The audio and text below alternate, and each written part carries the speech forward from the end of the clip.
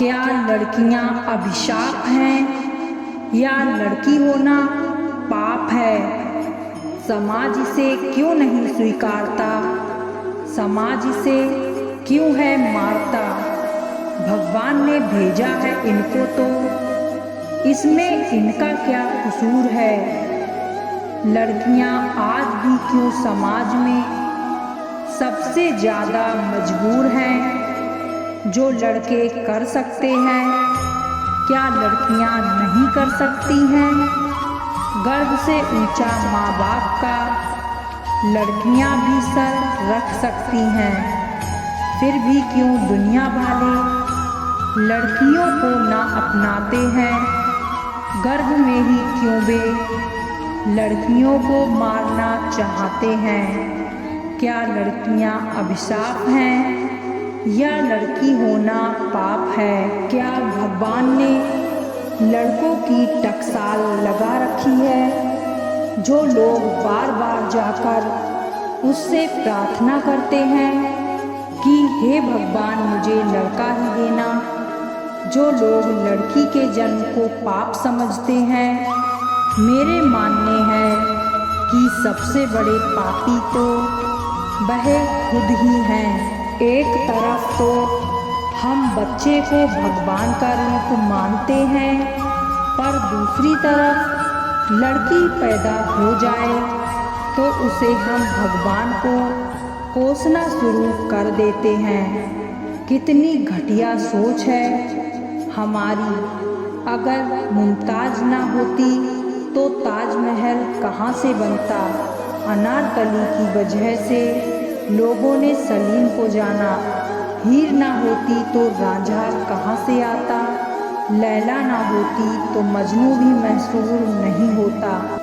अरे हमारे तो भगवान भी बिना औरत के अधूरे हैं। सीता के लिए राम बने, पार्वती के लिए शिव बने, राधा के लिए कृष्ण बने।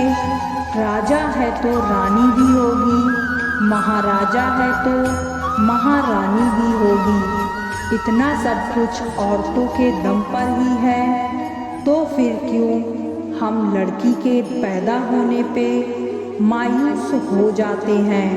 भगवान तो प्रसाद समझकर बच्चे को हमारी झोली में डालते हैं और हम भेदभाव बरत के उस प्रसाद का निरादर करते हैं।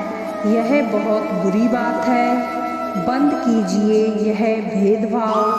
कहीं ऐसा ना हो कि जिसे आप अभिशाप समझ रहे हैं वह जिंदगी भर का आपके लिए श्राप बन जाए। घर में पैदा होती है तो घर को नर्क बनाती है। क्या लड़की होना श्राप है? क्या लड़की सिर्फ एक अभिशाप है? अगर ऐसा है तो क्यों करते हो देवी की पूजा? क्यों देते हो इतना सम्मान? क्यों एक स्त्री को पूजते हो और क्यों करते हो दूसरों की तिरस्कार? स्त्री का मत करो अपमान। लड़की होती नहीं अभिशाप। लड़की को 2 पंख हजार, उसका करो तुम सम्मान। समाज से मेरा यही सवाल रहा है कि क्या लड़की अभिशाप रही है? हम एक ऐसे समाज में रह रहे हैं जहां अभी भी संस्कृति, जीवन शैली अभी भी वही है। फिर भी जातिगत विवाह, दहेज, रंग, जुनून, बाल विवाह, उनके कपड़ों पर सवाल, शिक्षा आदि की समस्या है।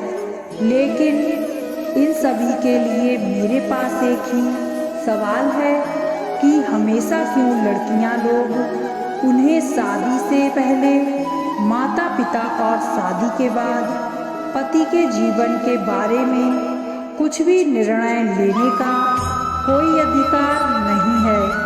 परिवार केवल एक वस्तु है जिसका कोई अधिकार नहीं है। निसंदेह अच्छी, विनम्र और निस्वार्थ महान महिला की पहचान इस प्रकार संकीर्ण रूप से रेखांकित की जाती है कि यह अप्राप्य है और एक बार महिलाएं उन खोखली उम्मीदों पर खरी नहीं उतरती।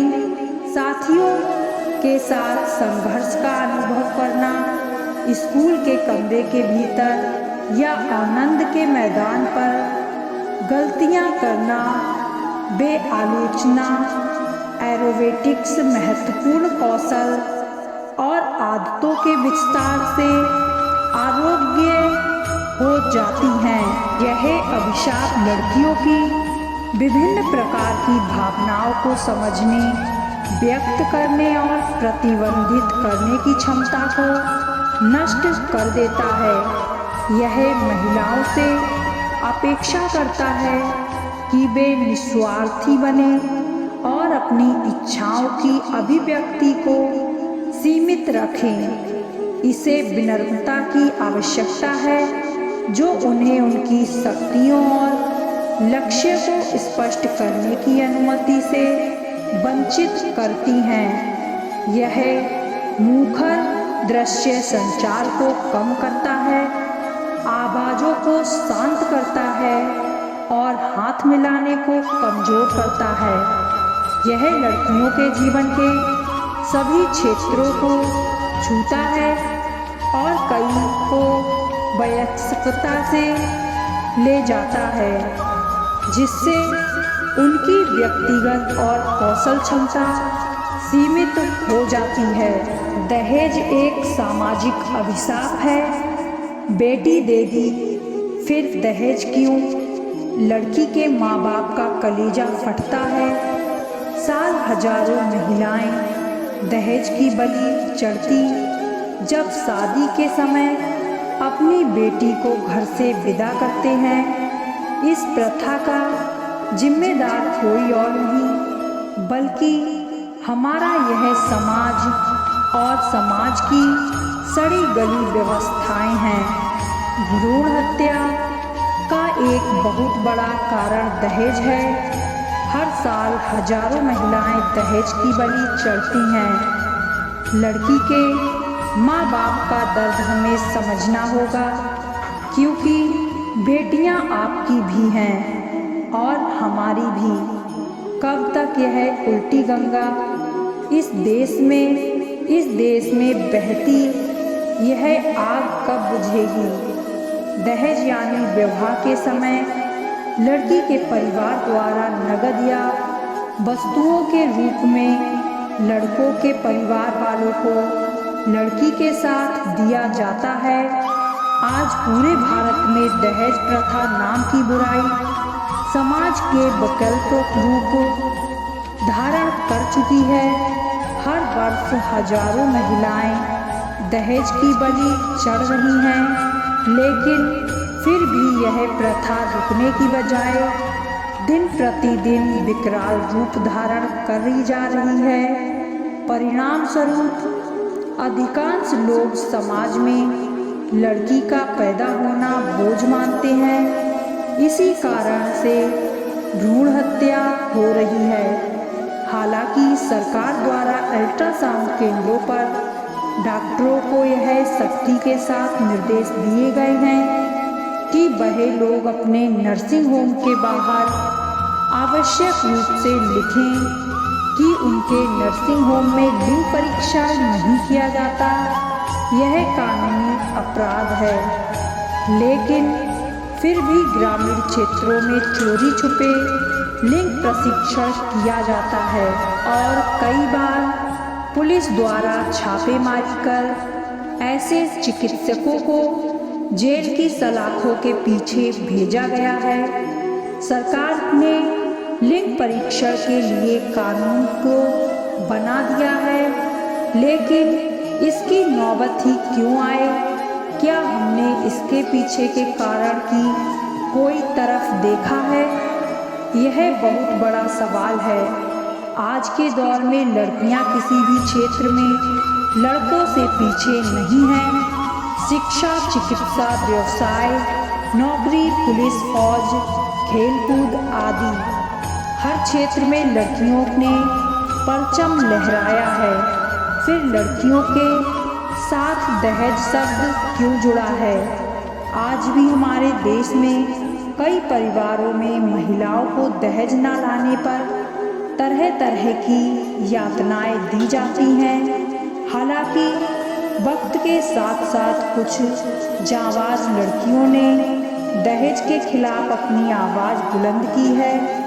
एक शादी के दौरान जब लड़के वाले ने दहेज में कार देने की मांग रखी तो लड़की ने उसी समय लड़के के साथ शादी करने से मना कर दिया और बारात को बगैर लौटा दिया। यह एक घटना नहीं बल्कि ऐसी कई घटना हो चुकी हैं। जिस माँ बाप के घर में लड़की पैदा होती है उसके पैदा होते ही उसकी पढ़ाई लिखाई एवं शादी की चिंता माँ बाप को सताने लगती है और उससे बड़ी चिंता दहेज की होती है।